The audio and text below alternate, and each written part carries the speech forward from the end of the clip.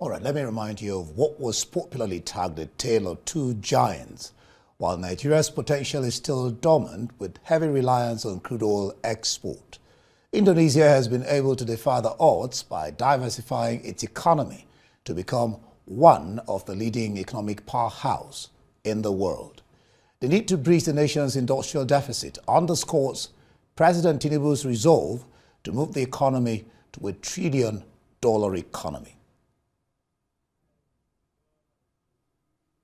Nigeria's Minister of State for Industries, Senator John Enoh, joins us on Prime Time. Glad to have you join us, Minister. Thank you, indeed. Let's start straight away with your agenda of working to enhance the ministry's visibility distinct from industry, trade and investment. This comes across as there's been ambiguity. Could you explain that? Oh, well, I mean, it's, you would recall that at the beginning of President Tinubu's administration, the Ministry of Industry, Trade and Investment had one minister. But, I mean, a year, some 3 months thereafter, at the last cabinet reshuffle, two ministers got appointed and sent to that ministry. One, the Minister for Trade and Investment, and the other, that is me, the Minister of State for Industry. All in the Ministry of Industry, Trade and Investment. And I think that, part of the advocacy for this is even appearing in this program also offers some platform to just give further clarification as to what it is. So. Good. All right. What are your laid down plans of action to revitalize this sector, the industrial sector? Can you tell us your laid down plans? Oh, well, first, I think that, the step taken by the president first needs to be commended. Okay. I've listened to you, your beginning statements and all that said it all.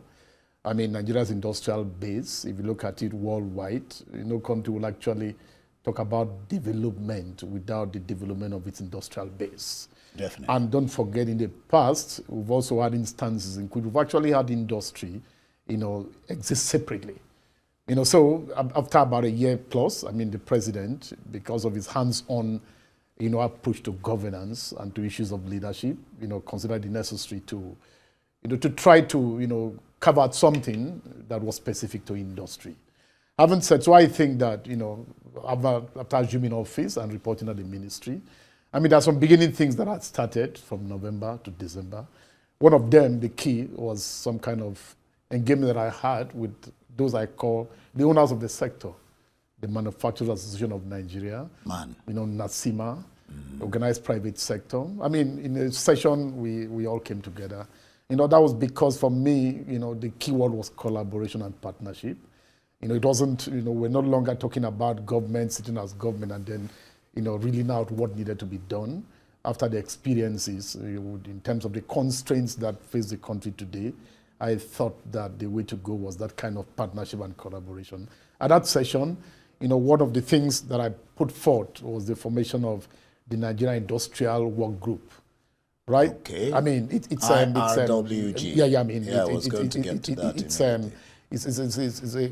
multi-stakeholder, group of people having to do with government, having to do with the private sector, with stakeholders and all that. And the idea is that most of the initiatives that are going to be put forth are going to be discussed within this work group. Just so that everybody has a buy-in and has a responsibility in terms of what needs to be done. It's very easy to actually, understand and appreciate what the problems of the sector are. And it is in this kind of work group that we expect that this is going to be done. And we've called for various nominations and all that. The idea is that we're going to be able to escalate it to a point that gets Mr. President to appreciate how much it is and what good it would be for him to get involved in inaugurating such a group and such a body. Just so it announces itself and gives that fillip and that teeth to the fact that... It's going to cut across... Tell us... Yeah, because I'm going to talk about the collaborative that you started discussing already. How is it going to... Is it cutting across all the states, all the sectors you've mentioned, Not so much all the states, as much as all the, the various, component parts that make up in the industrial sector. Within the larger Ministry of the Ministry of Industry, Trade and Investment. There are specific agencies, right, that have the specific responsibility to deliver on industry. The Bank of Industry, Okay. the SMIDAN, and all of that, Sugar Development Council, the NADDC, Automotive, Council, all of them, right, are part of the agencies that have the direct mandate on industry. So the idea is that all of these are going to be part of the work group. You're talking about Manufacturing Institution of Nigeria. It's also going to be part of that. In fact, in the proposal, while I chair, the president of MAN is supposed to be the co-chair. And NASIMA, organized private sector, all these different stakeholders. We have a special advisor to the president on industry, trade and investment.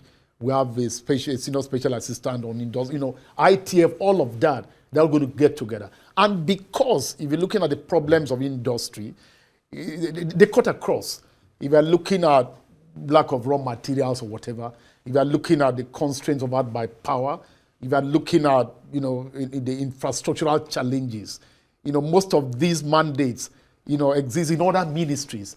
And therefore, such a work group will not be complete without having to also involve the Ministry of Finance, the Ministry of Works, right? Such other related agencies. The Raw Materials Research and Development Council, all of these are supposed to get the Ministry of Power, the Ministry of Agric, in terms of, I've heard you talk about the Agric industrial base and all of that. All of these are supposed to come together. And then some key departments within the Ministry of Industry, Trade and Investment, the IDD, Industrial Development, Department, the Industrial, Training, all of that are supposed to get together to be able to consider this kind of work group. So it becomes like, for me, it becomes like a war cabinet, because that's actually where we are. Where we are now, and you've looked at it, you've talked about Indonesia, you talked about, it wasn't always like this.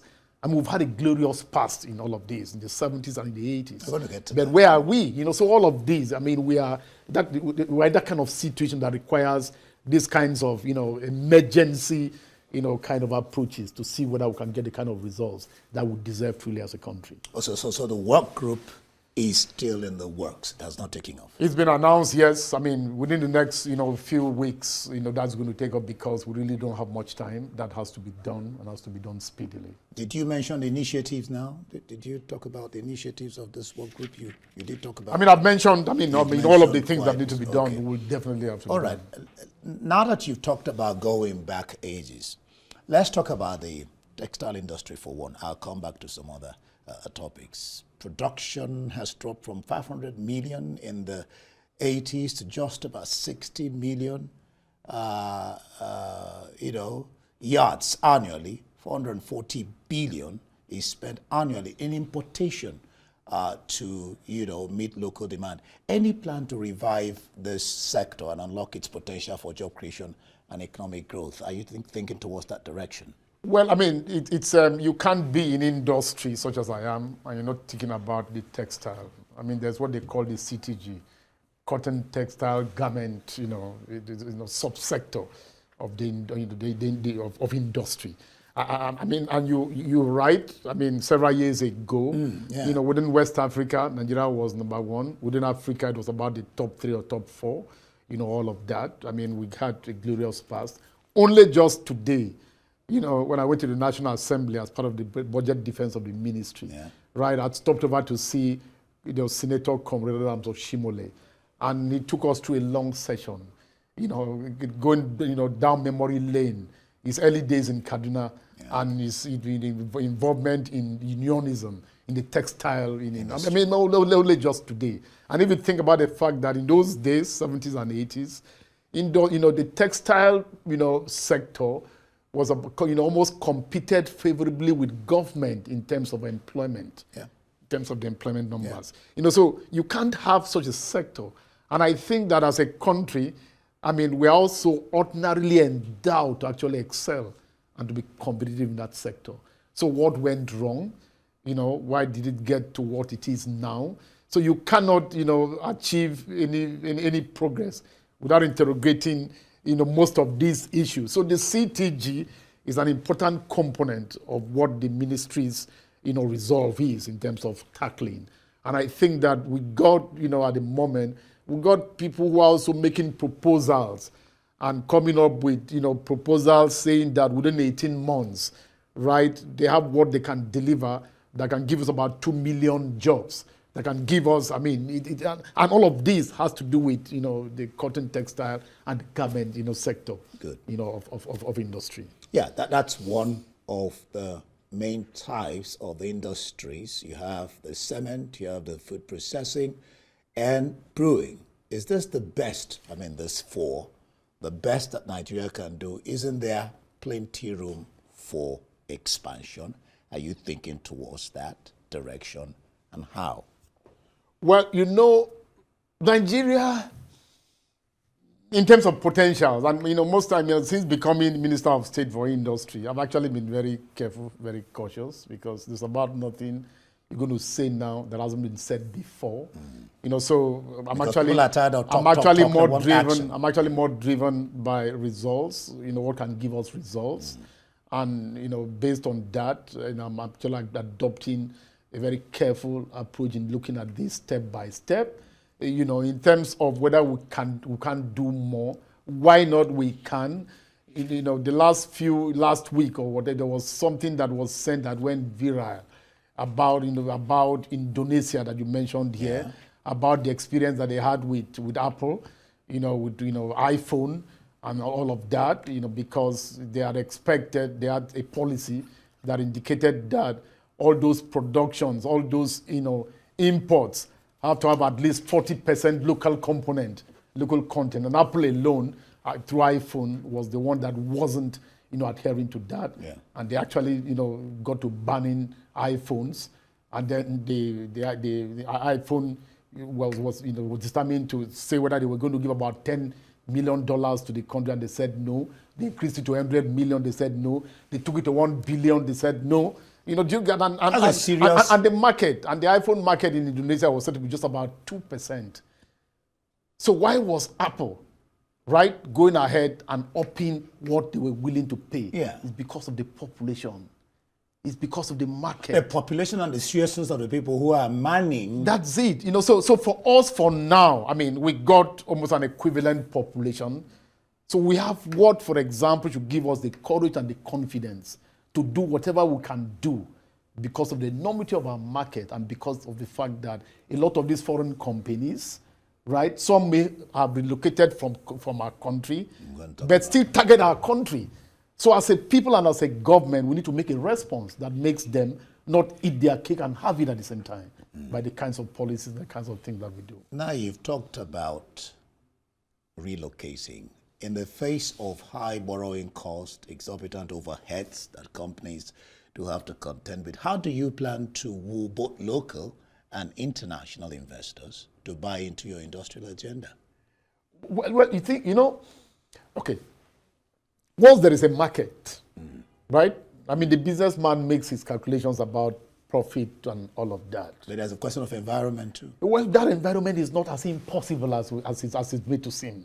Do you get? Because again, most of these in-country challenges and all that are being solved. Every day, for example, in the office, I'm made to sign files relating to what? Relating to, import duty exemption certificate, IDEC, right? For different companies. So we have a lot of this in place that is intended to tackle most of these challenges that we're talking about. So that in itself shouldn't be a disincentive. What is important is the fact that we need to, as a people, okay, I give an example, right? Good. Okay. Let's talk about the auto industry, right? Let's talk about Toyota, right? Most every government department, not one, not two, not three, right? But have you asked yourself, what is Toyota's presence in Nigeria? Is beyond the cars that we get? What have they established anywhere? Oh. Right? Is Nigeria the kind of market that Toyota is willing to lose?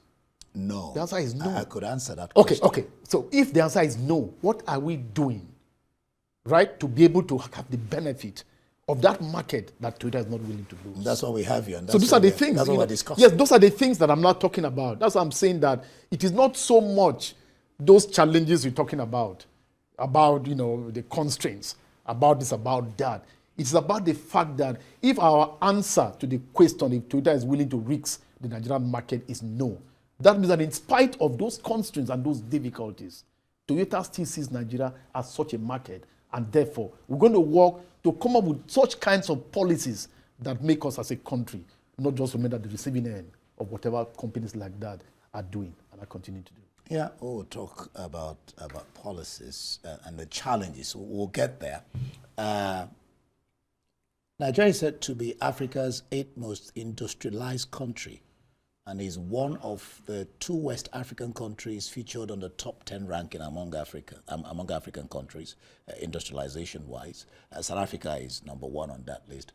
Why not Nigeria? We're big, 200 million people plus. South Africa is top. We're 8. You have countries like Eswatini, Morocco, ahead of us. Egypt is 3rd on that list. So why not Nigeria? Yes, we have to industrialize.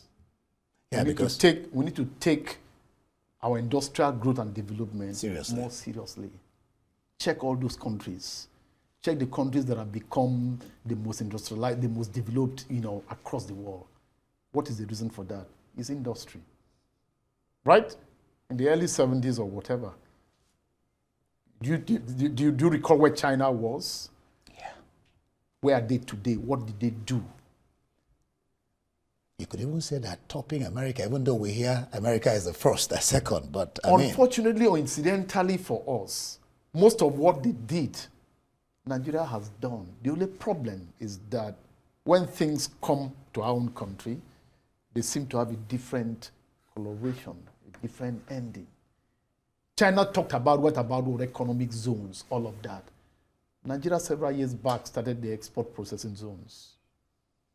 Again, if you look at the way our things also develop, after export processing zone, we're not talking about oil and gas, free trade, what. I was having an engagement with the MD of NEBSA, and I was asking him, because I was now coming up with the possibility that because of what the African Development Bank is doing under Dr. Adesina, in terms of the special economic zones, where we had about 7 or 8 states that we initially listed some years back, and it was about an amount of $550 million, and some states are beginning to make progress. In the last Africa Investment Summit that took place in Rabat, right, there was, the remaining states all were, brought on board, and Dr. Adesina sat in the room, and the determination was to raise about 1.something billion. At the end of the day, about 4.something billion was raised. Again, the Nigerian market. Again, the test for that, right? And I started imagining that, are we where we can now begin to talk about special economic zones that are agri-based?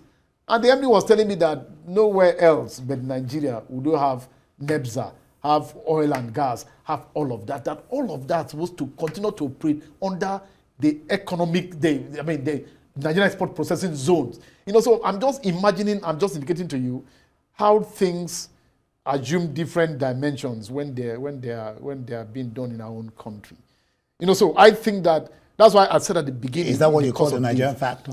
In the course of this, I've said I have come to be very careful with the things that I say, because I'm working very carefully and hoping that I can make a difference in the way I think, in the way I imagine, because I believe that we can do better than we're doing, and I want to see how much better we can do within the industrial sector. And talking about better, over the past 7 years, Egypt, 3rd behind Morocco, like I said a while ago, and South Africa, number 1 on that list, has established 10,000 new factories. Whereas in Nigeria, you mentioned it a while ago, companies are exiting. Yeah, that is part of the work of the industrial work group. Because we're talking about seeing how we can, look at revitalizing moribund industries that are exiting, and all of that. Because unless we do so, right, unfortunately we're operating under quite some very severe constraints. Unfortunately, incidentally, Like? even in our best of times, Like? we didn't do what we should have done. Those concerns you talked about, Okay. the concerns of Forex, the concerns of all of that, right? That kind of atmosphere that we're operating under. Unfortunately, when things were at their best moments, we didn't take the advantage we should have taken. We're now made to now do those things under the kinds of conditions that we have. But I look at these conditions presently as opportunities. You can turn them to opportunities, for the betterment of the country, and let our population keep firing us up, right? I mean, we need to be productive. I mean, there's no country, I've continued to say on and on, that has achieved development and progress and economic growth when all it does is to continue to export its raw materials. We need to see how we can retain them and process them and get our industries to work. That is what is going to give us that niche that you're talking about when you talk about Egypt, South Africa, and all of those countries. In another vein, the country president of Schneider Electric West Africa, Abiola Akindele, says Nigeria needs about $3 billion of investment annually over 15 years to have what we require to call Nigeria an industrialized nation. Funding is important. Yeah, it is. Why not? But that funding is also not expected to come from government alone, right? I mean, there has to be, government, industry, private sector participation and collaboration. There are a lot of funding agencies that are available and are willing. They have been doing their bit. They are ready to do more, only to the extent that we also show seriousness. We have, those fundable proposals that can get them to fund. So that's what it is. This is not a good report. As at September 2024, CBN report shows that the industrial sector contracted for the 9th consecutive month, with PMI at 49.7. Well, each of these issues, right, ends up bringing up, those things, those initiatives, right, that are implicated in terms of the work group that we're putting together. Right? To what do we need to do to be able to change that, to get the manufacturing sector, the industrial sector, to contribute more to our GDP? Right? Yep. What do we need to do to get that same sector, the industrial sector, to lead toward the creation of more jobs, employments? All of these things, I mean, our job is obvious. It's cut out for you. It's cut out for us, yes. Lagos stands out as the most industrialized zone, with about 60% of Nigeria's industrial activities. Are there plans to widen the net? Because then, if you have a concentration of one area, you deal with the challenges of rural-urban migration. Yeah, what you're talking about, now brings into, question the issue of industrial clusters, right? I mean, the industrial clusters are intended to be distributed fairly across the country, right? I mean, the thing is, the challenge, infrastructure, power, and all of that can actually be more easily solved by deliberately having industrial clusters where all of these amenities and infrastructure are provided, right? And the different companies and industries are able to benefit from such common services. So all of this, I mean, it's not difficult to explain why Lagos has that kind of lion's share, but so also does Kano. Yeah. You also have Port Harcourt. Yeah. You have such, I mean, it's easy. But definitely, industrial clusters and economic zones and all that would normally come in handy. If the various, if Calabar, export process zone was working, if different other places, it was working, then this will get, fairly distributed. It may not be in comparable numbers and degree, but definitely, it gets some level of improvement. So you can have not particular concentration in one particular place. Let's look at some of the challenges you need to address. Nigeria needs to address to become fully industrialized nation. I want to break them down, but let me start first with infrastructure. Transport systems, roads, railways, connected to the nation's seaports. And the question of not all our seaports seem to be, I don't know whether seem to be working or that there's a tendency to concentrate on Lagos while we have some other seaports across the nations. So roads, the network, railways, you know, like transportation of fuel and all that. I mean, that's one infrastructure, that's one challenge. I want to break them down, but let's tackle that first. Yes, I mean, you know, the president is, you know, started the Lagos-Calabar Coastal Highway. Yeah, okay. Right? It comes in handy. I was going to... Yeah, it comes in handy and ties up, you know, most of these linkages you're talking about. So this leadership, this president, he knows what he's doing. He's actually doing what, he knows where he's headed. It's not going to come easy because people won't understand, you know, at this very beginning, right? But he's doing... That's government's responsibility to really make people understand. And government is doing so. Because you have to sell it Government to the is people. You don't have to force it down their throat. People won't understand at the same time. You know, people are going to get that understanding in the course of time as we progress along. But I've just mentioned one thing in terms of roads, the road infrastructure. Okay. You may imagine how it would be that road is complete. It ties up most of these seaports and all that you're talking about. Right, the railways, you know, this government has, you know, is also focused on them. I mean, a few days ago, there was something about Nigeria and China over the, you know, so it's been tackled. And harmonization of regulations, agencies working at cross purposes. For example, I don't know what I'm still obtaining now. Sun will not accept tests done by NAFDAC, and then the question of overlap. Again, those are the challenges in the sector. I mean, it's the bureaucratic bottlenecks and regulatory, you know, challenges, you know, are there. And those are the things, you know, I mean, okay.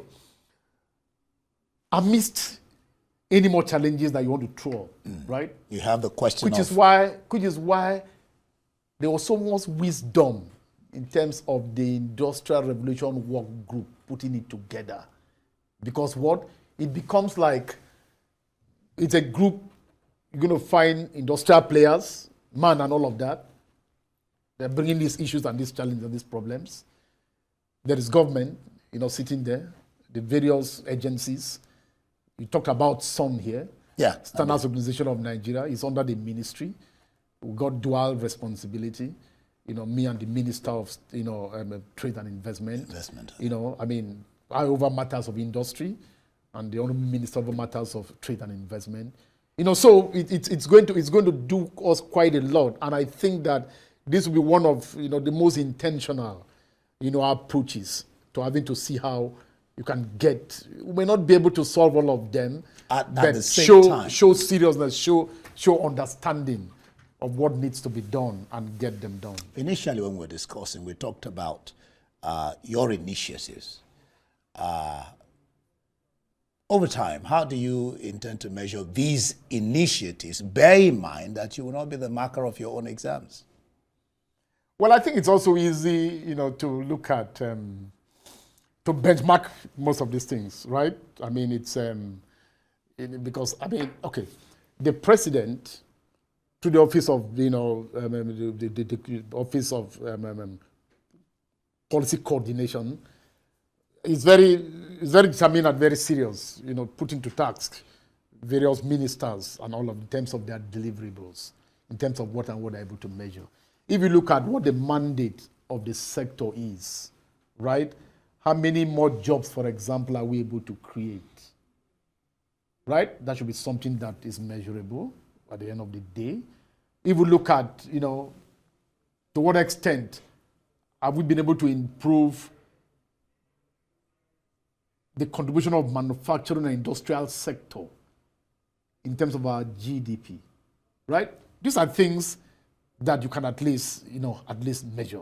So, I mean, what our determination is that we want to do things that are easily measurable and we can be evaluated based on those things. Very key. All right. Some experts I have discussed with say government needs to be intentional about growing the manufacturing industry. Between you and I, what do you think he's really discussing when he says that government, your ministry has to be intentional about growing the manufacturing industry? If government realizes, right? Okay, Government for too many years, for too long now, is talking about diversification. But it's at best mounted. Nothing really, in concrete terms, is done to actually diversify. So the opinion of such an individual is that we need to be deliberate and intentional. If you're talking about diversification, what needs to be done? You're talking about raw materials, for example, right?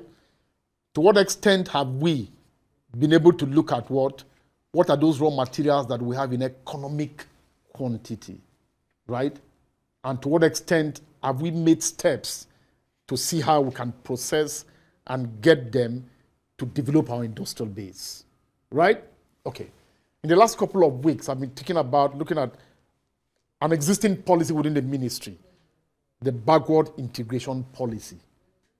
It has existed for several years now. Backward integration policy. Backward integration policy, right? And it's been used in sugar, in several commodities. The idea, for example, is to see how some enablement is given and hoping that after a period, that enablement would have been able to do what? To lead to local industrial capacity development. So if you take sugar, for example, and they started the backward integration policy in which, some companies were allowed to import, raw sugar, right, at a hugely subsidized rate. The idea was that is going to make them to see how they can, refine locally, right? But have we made any real success in that after several years? We have the Sugar Master Plan, right, that has lasted, it had goals and objectives. After about 10 or more, 11 or 12 years, have we been able to realize that? So what it is that we need to now begin to interrogate those products that have enjoyed the benefit of backward integration policy and see what benefits have we had. If we've had none, if we've had some, we've not had enough, what is the reason why we've not had? In the past, it's business as usual. You just start the policy, you don't care whether it is Working succeeding or not. Mm. You don't get it reviewed.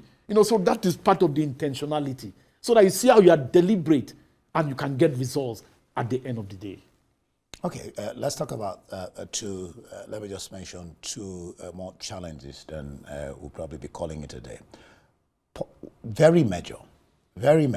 Policy inconsistency. Experts are of the opinion that policy consistency would enhance investor confidence. And then, of course, the question of insecurity, northeast, northwest. Nobody wants to go to a place where their investments are not secured, all that. So you want to discuss that? On insecurity, this government is doing a lot. This government has achieved quite some milestones in that regard. If you look at the 2025 budget proposal before the National Assembly, security still continues to have the hugest, allocation. And people say that it's always increasing, but what we get on ground is not commensurate to the incremental. Not so with this government. This government has recorded quite some achievements. Most of what wasn't done before is beginning to be done. Some partnerships and collaborations are going on, right, with, some foreign, people. But that's not to talk about bases. There are no bases anywhere, right?